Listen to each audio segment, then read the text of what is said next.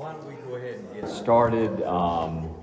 It's good to see everybody. I hope everybody's doing well. Let's take a look here. We've got the three items on the consent agenda, and does anybody have any questions or comments about those? Okay, if not, then do I hear a motion to approve the consent agenda? Second? Second. All those in favor say aye. Aye. Okay. Old business, the Waterline extension. Brad, you want to? Yeah, so off and on, over the last probably 2+ years, the county has been in communication with the town about the possibility to extend a water line down Swepsonville Road to supply 5, 6, maybe 7 houses that have had the potential to have been impacted from what was once the old landfill. There are monitoring wells out there. So where the county's at now is, I guess, or I believe they are at the point to where they're getting closer to moving forward with this project. And as part of this, it'll be a memorandum of understanding between 3 parties: the town, the county, and the city of Graham. So they have provided us with a draft of that, which y'all have received. So just want to take this time to be able to see if there are any additional comments or questions that y'all would like to see or get answers to, while we're waiting to get some feedback from the county as to some of the questions that we've already provided them. We've had the agreement for a while. Are there any questions or comments about? Does everybody know what we're talking about? Okay. Brad, you just kind of give an overview of. Yeah, so if you go down Alfred Road, runs into Swepsonville down here, where that ties in, the land that you see to your left used to be the county's old landfill. There are monitoring wells out there, and over the years, as regulations changed, so have those levels. And so where the county is at now is kind of proactive for that there's some possible contamination in that area. So this water line would supply the houses that are downstream from that intersection. And so it would be, the county would install the line, but the town would take over that portion. So with us being a partner in that, we want to make sure that we ask enough questions to get the answers to what the council wants to see factored into what that agreement will be.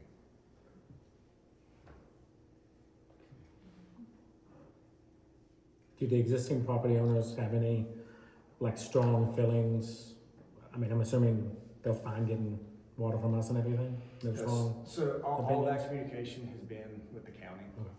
And so what we would do as a town is that if this continues to move forward, what we would do is probably draft up something that kind of shows how we work as far as our structure for our rates, and send them kind of, we read on these days, these are the type of meters that you would get, here's the access you would get to down water. We would send them kind of an introduction, and then kind of allow them to reach out to us if they had any additional questions at that time. Any other questions or comments?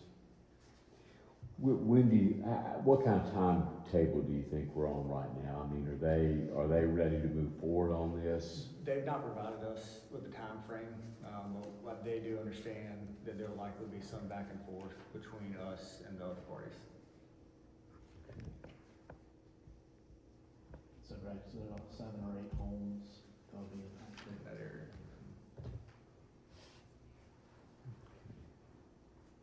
But strategically, that's probably not developable. But as far as where that line is running, that's probably not an area that we're going to grow. No, so the area to the right is Graham sludge field, and then the majority of the land to your left would be the old landfill. So a lot of through that would be residential. All right, well, just keep us in the loop on that and what's going on with that. Any questions you all have? Okay. All right. Franz, you have Hey, your Mayor. report. How you doing? Good, Nelson. Spoke to Clay earlier today. They have all the closeout dock documents on, the state has all the closeout documents on the, manhole and, sewer line rehab project. So we expect to hear from them soon, saying the project done as far as they're concerned. Again, there's some pavement replacement that's gonna be done, it's outside that contract, you deduct that amount from their contract, and, town will be, have an Alamance paid and do that work. You passed a resolution earlier supporting an application, a grant application, and we've got 3 projects listed. We intend to go after with that application, in discussion with Brad.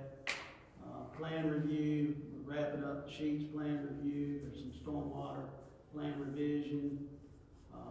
The sewer, looks to be in good shape. They're applying for their permits related to that project. And then we've been working with Brad on getting the Brentwood townhomes at Alton Trace, final approval on those plans, and they'll start permitting water and sewer lines for that project. That's all I have, unless you have questions. Any questions, comments? Okay. Brad? So the only other thing I've got is, so a little over a month ago, the council gave the approval to move forward with partnering with Hydrotech for proactive maintenance on pump stations. We're a little over a month in, and just want to give a quick update on what's happened over the last 30 days.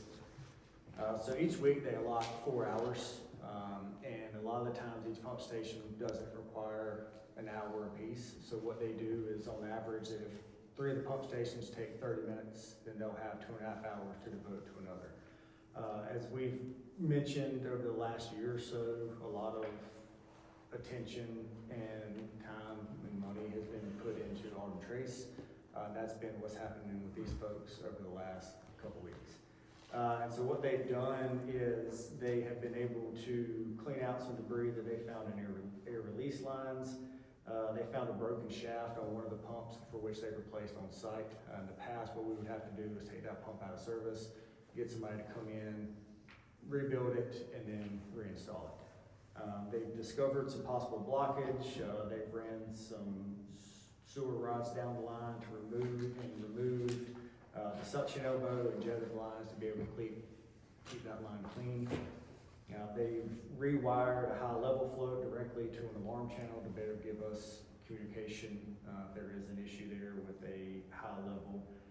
They've cleared some additional blockage from a broken off piece of PVC.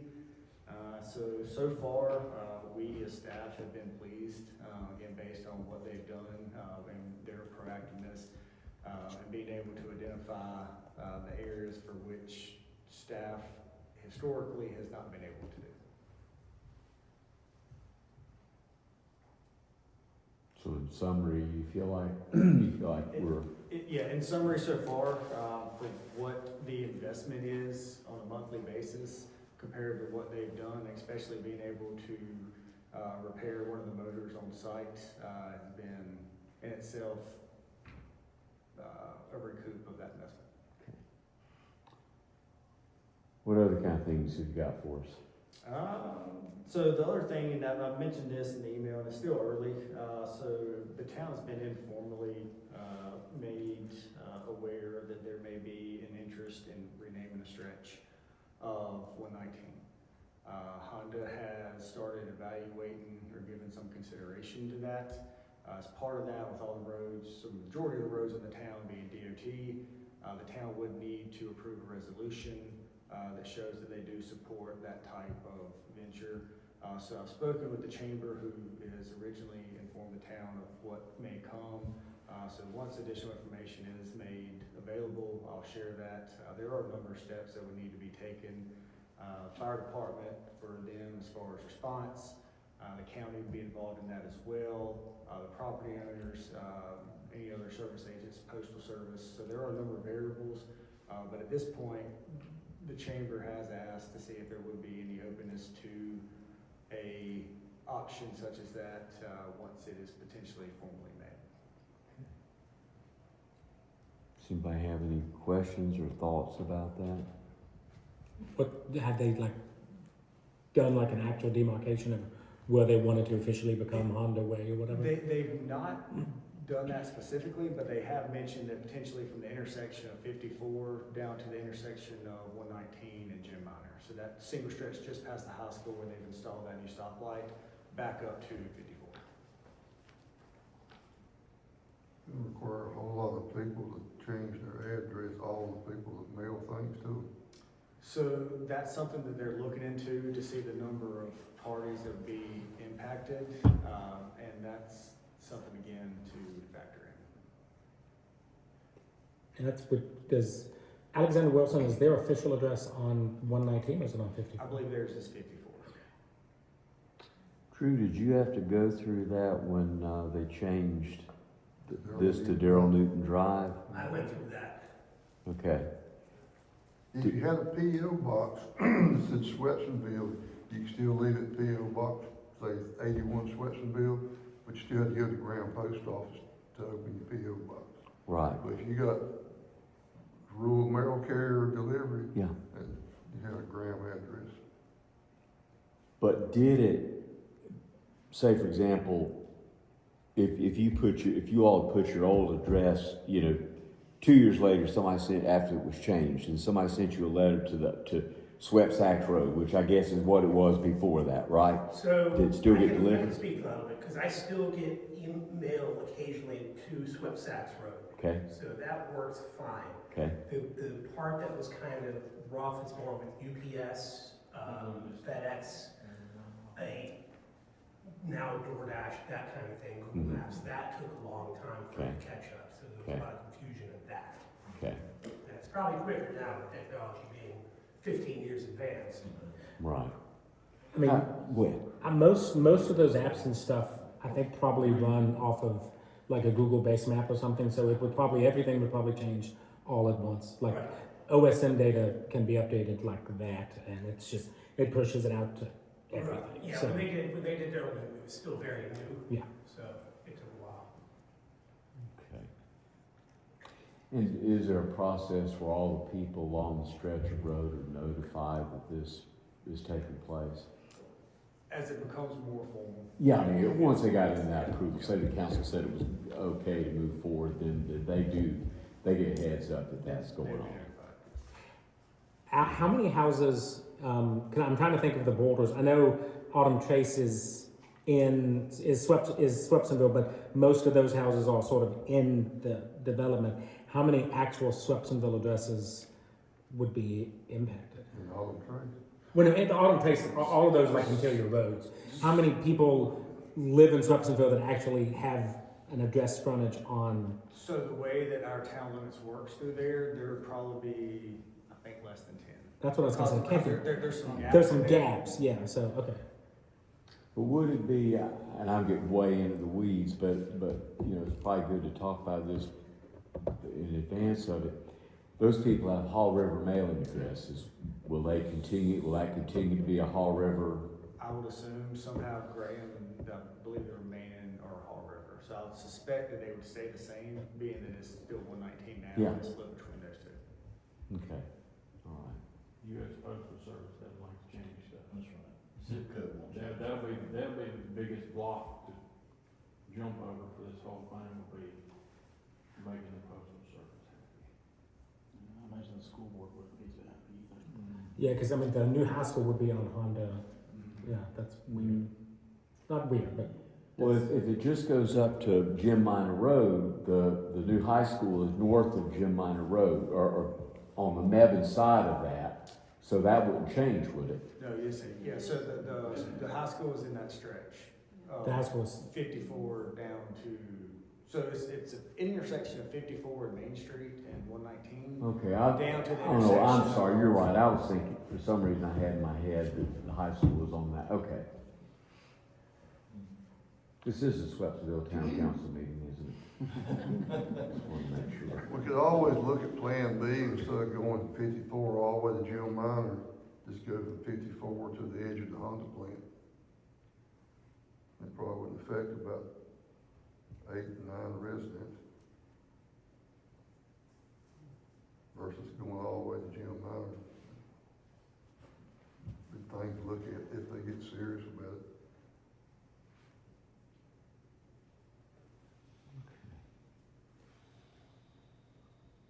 Do you want to give an update, Brad, on the conversation we had at our last meeting about the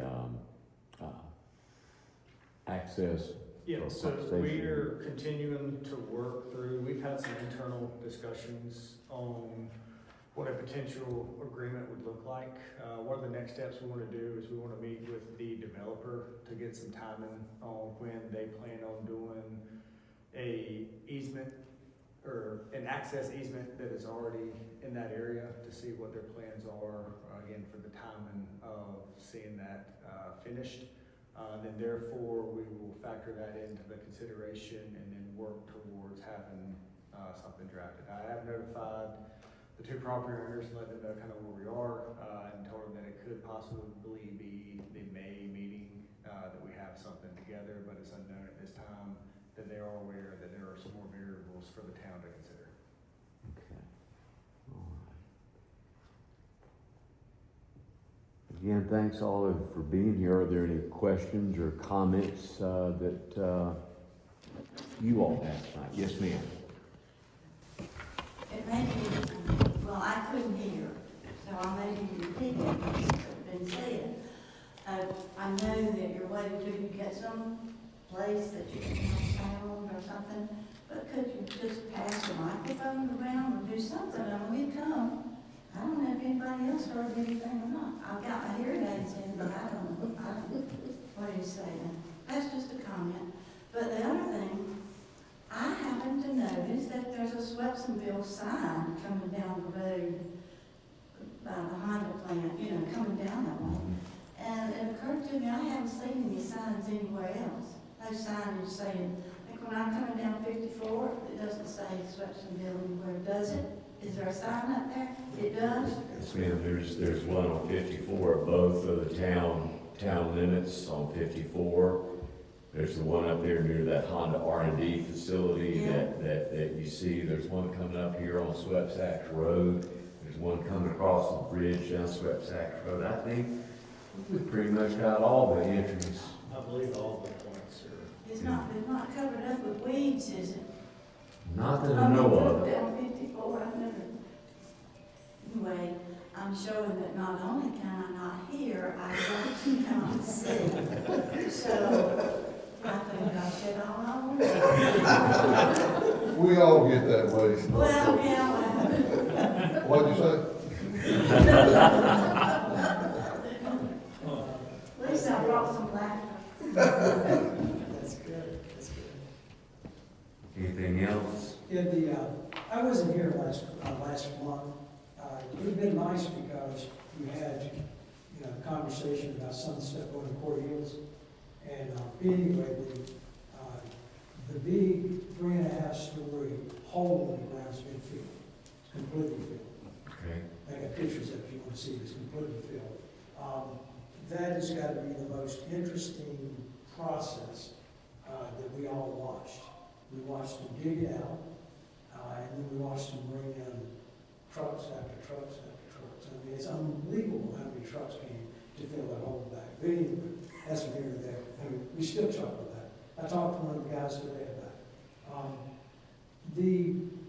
When they talk about the old quarry, he's talking about the one that's close to the Hall River, right? That one, for whatever it's worth, there's a lot of people come and fish there. And they drive their cars, the four-wheel drives, and the cars down and park them down and go fishing. I walk that trail, in the wintertime. Now, summertime, it's not necessary. They don't keep it out, so it becomes pretty snaky. But anyway, I just saw somebody down there probably a week and a half ago. The guy it was a sedan, drove a Toyota down there, and he parked it and went fishing. It just seemed odd to come off of that hill like that, the fairway used to be. But anyway, so that is that's a problem. I mean, but I don't know how you fix it. Because the one guy that lives there, he's got signs about under surveillance, and Desco has a sign saying no trespassing, but people still drive down there. The other thing was, how we would, well, I've had 3 or 4 neighbors that have called, and this was really good that you had this in there last time, have called me seriously and asked me if I'd come out and help them find out where their sewer was backing up in their new houses. And it's not that, it's actually the sewer, the waste treatment plant over here on the other side of the river, that's what it is. And it gets pretty nasty sometimes when the wind's blowing that way. Yeah, yeah, and it kind of does smell, like, like a sewer or something. And I guess, we just had somebody last week call me, I went out there and sniffing around what the neighbor and I did, and never did find it, then he guess what it was. The last thing was the dam, the lake right there where you are. Is that, I take it that's a man-made lake? Is that what it is? It was dammed up and all the rest of it? I think it was built when the golf course was built. Is that what it is? Okay. All right. So the reason why I asked that question, because, I never even thought about that. So it means somewhere it has to have a spillway on the end down there somehow. It did at one time, it had a pipe out there for, It goes through the dam, and you can hear it, and you can, if after a heavy rain, you can see it coming through. But it's, there's definitely drainage from the lake through a pipe through the dam that comes out on the other side. If you go out there after rain, you can definitely hear it. With as much growth as going on in the dam, I don't know, I haven't been out there, didn't really look for it. A lot of times when we walk past there, it's kind of twilight anyway, so, we're just not looking at that sort of stuff. But there is definitely a spillway that cuts through and out. Now, my understanding that is part of Corey Hills, that was the actual golf course. Is that correct? Okay. So I guess the question in my head would be, when people that fishing, boating on the lake, or whatever, right now there's no restrictions, I guess, because when you talk about the HOA is the developer. They have a management team, PPM, I think is what it's called. We went from slaughter, but Desco really makes all of it. It's not homeowners, no yet.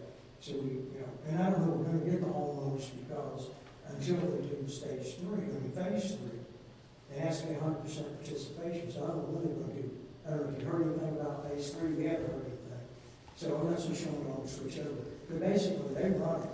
So I guess the thing about the lake is, there's no restrictions in that on the lake, so anything can happen on the lake now. And that's the only thing that, and I know they have to carry the liability for it. But down in the future, when it's turned over to the homeowner association, I understand it, that lake would be, the lake, the trails, and everything become public. And when it becomes public, of course, that's all the liability that goes with that. So somewhere, I guess, homeowners will have to have a long discussion with them, figure out how that's going to work. You follow me, what I'm trying to get at? Well, help me with this, Paul. My understanding is that it's never going to be publicly owned. The public would have access to those trails. Trail system. Trail system and what was going to be put in over there. That, I think it's always going to be owned by the HOA once it's, HOA will maintain it, and HOA will insure it Yeah. as well. Yeah, that's what I'm getting at, though. I understand that, I get it. I totally get it. There was basically having access. And when you say HOA, you might as well say homeowners. So all the homeowners that live in Corey Hills will be the people that will be responsible for the upkeep, responsible for the insurance and all the rest of it. Well, and right now, the people in the old Corey Hills who are not part of the homeowners association are the people who upkeep all of those, anything that you see that is inside of the cart path. Anything that is mowed is done by the homeowners. Before they bulldozed and tore out a lot of that pathways. I would drive my son up there and let him mow it just because it was a big flat open field, and he'd, take an hour and mow part of it every other week. And it's just kind of like the opposite of the tragedy of the commons. It doesn't belong to anybody, but kind of everybody keeps it up. But as of now, DESCO or the homeowners association, neither are doing any sort of upkeep on any of those areas that are kind of treated as public spaces right now. Yeah, the bottom line to DESCO, and I've talked to them quite a bit, the bottom line is that the 2019 plan that I got from Brad, that's what they're gonna do someday. That's what they said. When they get to the end, they will do whatever that was that plan. They'll take the cart paths back to hard surface, like it shows. That's what their plans are. But they're not obligated to do anything until they get to the very end. And my understanding is there's a contentious relationship between the old board that used to be here in DESCO. The way it was explained to me is that I guess they either sued or they had to sue, or the old mayor wouldn't let it bring it to a vote. That's what I was told. Now, I don't know any truth in that because I wasn't here, but that's what I was told. And he seemed awful sure. I'm not laughing at you, I can see. Okay, he seemed awful sure about it. But at the HOA meeting we had last October, in the minutes, that's what it's all about, was that they were going to do whatever they were obligated to do by that plan. And that plan is in my garage on the wall. I blew it up really big and stuck it on the wall. Because for some reason, people seem to come and ask me 1,000 questions. And it just seems to be interesting, but you're laughing, but it's true. I said, we'll get a plan. Well, I think, and again, I think I shared with some of your other neighbors that when we approved that in December of 2018, which is when we had the vote, to grant a waiver for them to build that development with the lot front footages that were smaller than our subdivision ordinance required. When we approved that in December of 2018, I would have never guessed that we'd be sitting here in April 2026 and that project wasn't completely built out. Yeah. That all three of the phases would have been completed. And perhaps hindsight being 2020, maybe we should have put something in our agreement with them with a date that, that they were not going to go beyond that date, whether the project went beyond that date. But that was not in there, so they're going to wait till they've been able to sell every lot to Horton in order to do that work. And again, I was on the council then, and Drew was on the council. Our other three members were not, and Drew and I supported granting them that waiver, and but never thought about trying to put a timeline there that was different than just the natural completion of the project. So from that standpoint, that's our bad on that. But I think now, a lot. I don't know that we have a contentious relationship with them. I mean, they wouldn't be building that project if it had not been for Drew and myself and Wilbur Suggs. So, go figure. But in any event, all those things are bonded. And all I can tell you is that if for some reason, and Paul help me, is doing those improvements contingent upon the completion, or maybe let me ask, if they don't do phase 3, what are their obligations to do in the common areas for the?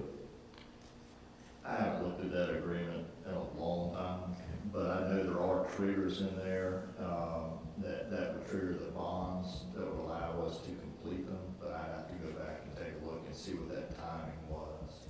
Would there be a benefit taking a look at that just to kind of see where we are on that? But if there are some triggers that could be brought about, because quite frankly, I'm surprised that they've not moved forward on the phase 3 because it seems like they get those places sold by, even before they're built, most of them have sold signs on them.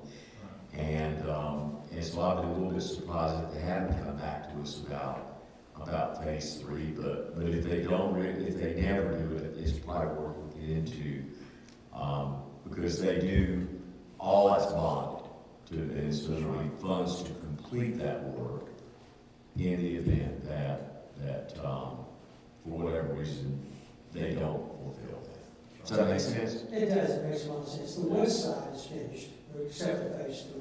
It's all sold out. On our side, on the east side, there is one house that is not sold. They sold another one today. So you're right, it's all pretty doggone fast. Yeah. And that only leaves on our side actually 4 lots. And one of them has to be improved, and the ones behind me, and they say it's too small per house on them, but I've heard that story before.